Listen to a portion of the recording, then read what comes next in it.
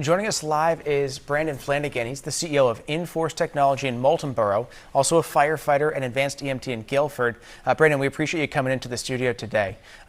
So we've learned from law enforcement, we just got the update from them, that the shooter was firing from outside the church where this mass was happening. When often we think about school safety, we think about these gatherings. So what steps can schools take during large gatherings trying to reduce some of these threats?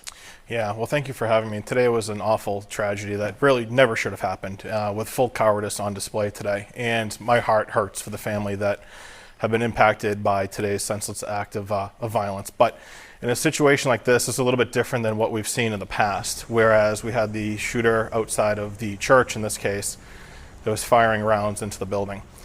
For schools and other organizations alike, it's incredibly important for them to be proactive as opposed to reactive in these circumstances and situations. And there are so many things that go into that include preparedness, such as run, hide, fight, so that the staff, students, and other members, in this case of the church, have options. We refer to that as an options-based response and a protocol in that case. So they have options during those circumstances.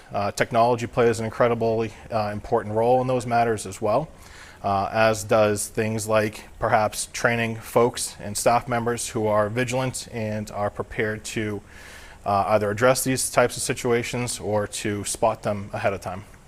And now, Brandon, obviously this is, terrifying if you have to live through this and it happens so quickly.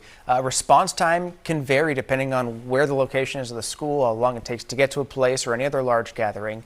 What can school staff know? What can just the average citizen know to do to help to save lives before the first responders can get there? I'm thinking about the fact that there were so many injured today. What can somebody do if they're in that church pew right next door and somebody gets injured? Are there things people can do?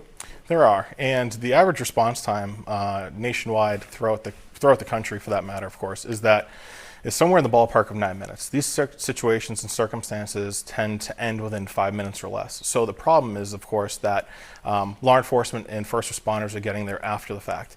So it's important to train staff and folks on different protocols like Stop the Bleed, so that we have pre-made kits, tourniquets, and other types of materials that are available for folks to use and implement so that they can prevent loss of life and prevent folks from bleeding out in these types of circumstances and situations. And then lastly, real quick, we've seen a bunch of hoaxes across the country at college campuses, including University of New Hampshire. How do schools handle those?